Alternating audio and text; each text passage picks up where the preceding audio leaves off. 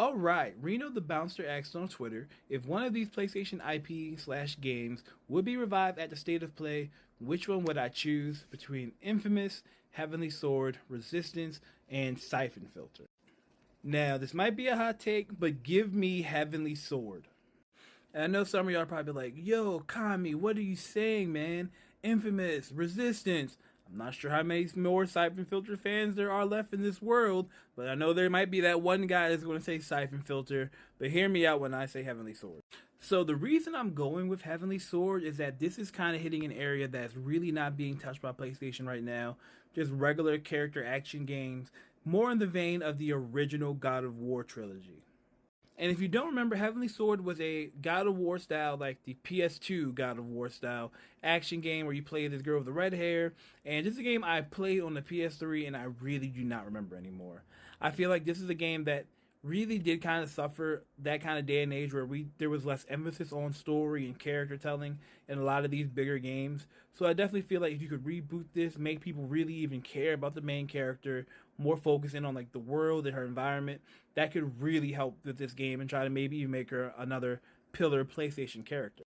Now let's talk about the other games real quick.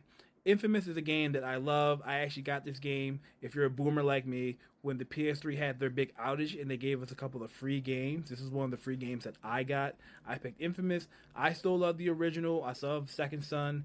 But I'll be honest, Sucker Punch is doing better at Spider-Man and potentially Wolverine, which looks crazy.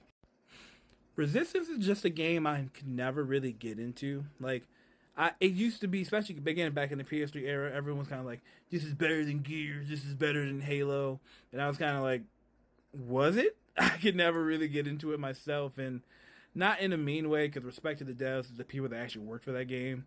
There's a reason why Resistance isn't around anymore.